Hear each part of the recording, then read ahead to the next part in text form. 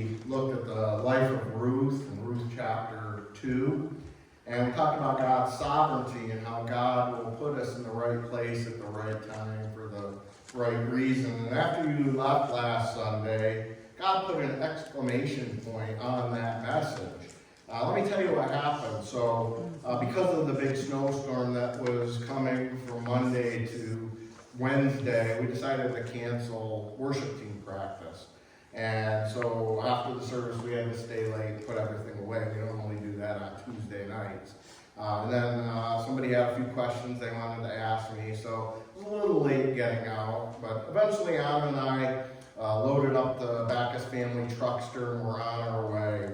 And wouldn't you know it, that just before we get to Taylor Hill Road, there's our very own Lila Meyer with a flat tire, trying to wave traffic down. It turns out she's been there for 15 minutes. Nobody would stop. And I'm like, there's Lila. So we pull right over, and we were able to help her out. We were able to, she wanted to call her son, but there's no cell service there. So we took her up to her son's house. And he wasn't home, so we ended up taking her to her sister's house, and that she was able to go with them and get the help that she needs. But God put us in the right place at the right time for the right reason. Some skeptics would say, well, that's just a coincidence, that's just luck. But after the message that I had just preached, I would say, no, that was a God thing. You know, it's like mic drop God, right? He put us in the right place at the exact right time, at the right reason. Because if we didn't put that stuff away and there weren't questions, we would have been through before she had the flat tire. Mm-hmm. So, and who knows how long poor Lila would have been stranded there. But today we're going to be looking at chapter 3 of the book of Ruth. When we last left off, Ruth had met Boaz, some relationship of her mother-in-law, Naomi's now deceased husband, Elimelech. And he is seemingly taking a liking to her.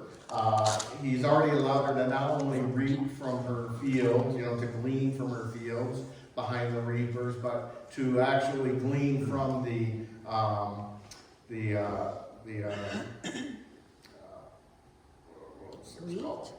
sheaves. And he also instructed his reapers to drop extra grain so that she could pick that up as well. And when she's all done, she processed that grain, and it turns out she had about an ephah of barley grain, which is a lot. It's not an insignificant amount. And she takes that back to Ruth, and this is where she finds out that Boaz is a close relative or a redeemer of the family. And so it's during that discussion she finds that out. And then of course Naomi's like, we're just surprised at how much food that there was that she has brought back. But not only that, but she brought back leftovers from lunch as well to feed her. And so in chapter 3, verse 1, Naomi says to Ruth, my daughter, should I not seek rest for you, that it may be well with you? New King James translates that word rest as security. Okay, but the Hebrew word is manoah, and it means rest or a resting place or a permanent home, a condition of rest. And it comes from the root word noah, which means to settle down or to stay settled, to rest. It's the same word that Naomi used back in chapter 1 where she was trying to tell her daughter-in-laws to go find new husbands so that they would, they would be taken care of, so that they would have security. And so she tells Ruth to go to Boaz's threshing floor where he's going to be winnowing. And winnowing is where they take pitchforks and toss the barley straw up in the air, and the heavier grain separates and falls to the ground, and the chaff, the straw kind of blows away. And she tells her to wash up, to anoint herself with some oil, put on some good smelling oil, some perfume, and then put on your best dress. Now, anyone have any doubts as to what's kind of going on here? I mean, it's obvious that Naomi is trying to hook Ruth up with Boaz, right? But it's also very possible that Naomi was telling Ruth, hey, it's time to end your mourning period for your husband, okay? when King David had ended his mourning period for his son when his son died, he did the same thing. He bathed, he anointed himself with oil, and he put on his garment. And the word for garment, the Hebrew word there, is the same word used there. So it's very possible that Naomi was saying, hey, change out of your mourning dress and put on your regular dress so that, Boaz will know, hey, you're ready to resume your life. You're ready to be married again. And Naomi says, now don't make yourself known to him when you first get there, okay? Wait till he's done eating and drinking, and then pay attention to where he's going to lay down. And so just kind of slip in incognito, and then when he goes to go to sleep, you'll know where he is. In verse 4, it says, but when he lies down, observe the place where he lies, then go and uncover his feet and lie down, and he will tell you what to do. Now, I'm not going to get into too much detail here because we're in church, and this is actually a pretty racy statement, okay? Because the Hebrew words that are used there for uncover his feet, they really mean more like uncover his whole lower half, his waist, okay? And so you get the tracking now, get the picture now? And the winnowing floor is actually known as a place where there's some things happen, little illicit sexual stuff happen there. Prostitutes would frequent the winnowing floor, the threshing floor, and offer their services. So this passage is actually quite salacious. But Ruth agrees, and she does what she's told. And she ends up scaring poor old Boaz half to death. He wakes up and there's a woman laying there, right? He's like, who are you? Not to mention his whole bottom half is uncovered, right? So she tells him, well, I'm Ruth, your servant. Spread your wings over your servant, for you are my redeemer. And Boaz responds, may you be blessed by the Lord, my daughter. You have made this last kindness greater than the first, in that you have not gone after young men, whether poor or rich. And the truth is, he was probably old enough to be her father, okay? And that's why he says, and now my daughter, do not fear, for I will do for you all that you ask. For all my fellow townsmen know that you are a worthy woman. The New King James says a virtuous woman, okay? And now it is true that I am a redeemer, yet there is a redeemer nearer than I. Remain tonight, and in the morning, if he will redeem you, good, let him do it. But if he is not willing to redeem you, then as the Lord lives, I will redeem you. Lie down until the morning. So in that culture, a relative, the closest relative, would take care of a widow. Okay, they would typically marry them. So if a brother lost his wife, the oldest brother would typically marry that wife. And then if he didn't want to, if he waived that, then the next oldest brother. And if he ran out of brothers, then it would go to a cousin or an uncle or something like that.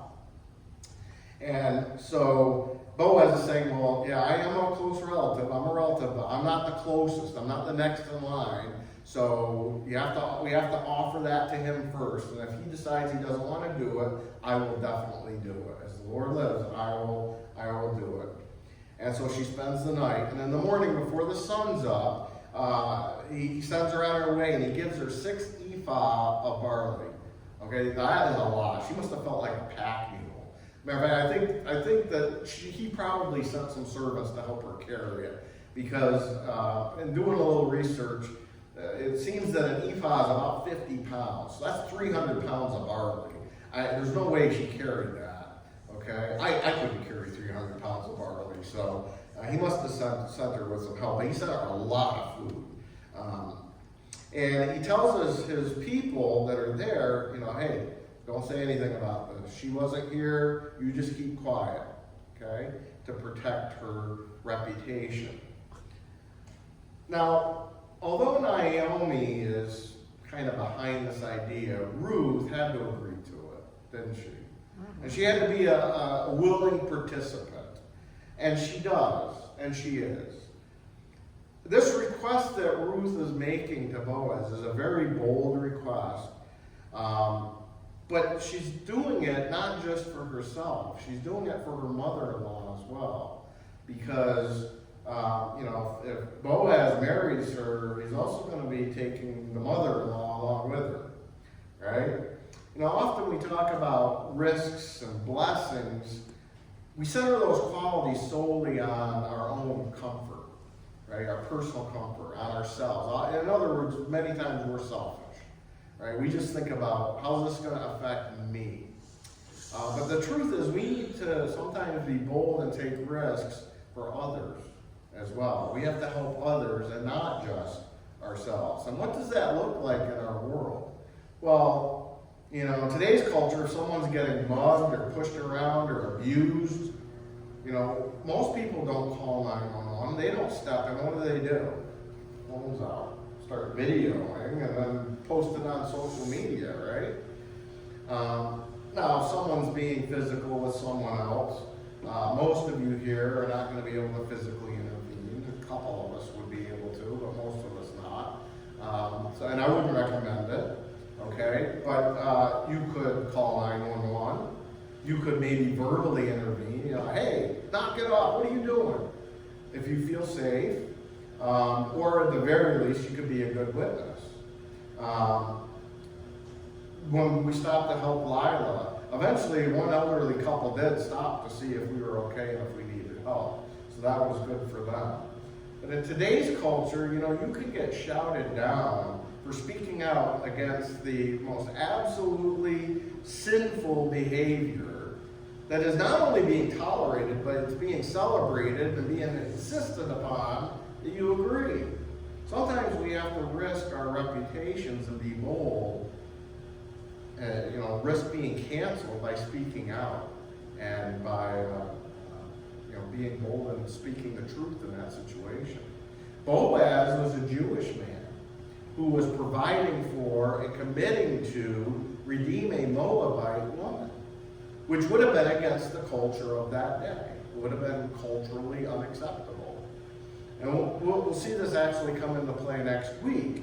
But he was willing to risk his reputation and his financial security, again, because he was not only taking on Ruth, but also Naomi, to redeem them. But let me close with this. Boaz follows a path of love instead of a path of culture.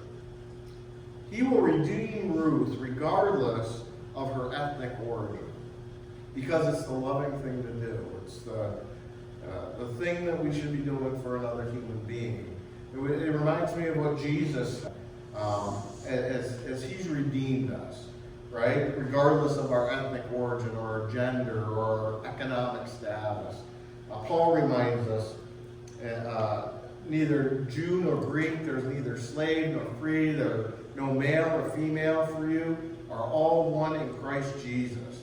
And if you are Christ, then you are Abraham's offspring, heirs according to the promise. Ruth boldly approached Boaz on the threshing floor and asked for redemption. And loved ones, we can go to Jesus, even in our sin, and ask for his redemption. The big difference between Boaz and Jesus is, Jesus doesn't have to wait to see if somebody else is going to redeem us, because Jesus is the Redeemer, right? He's already paid the price for our sin. You just have to ask for it. And so that's what we're going to talk about next week as we look at Ruth chapter 4, redemption. Amen?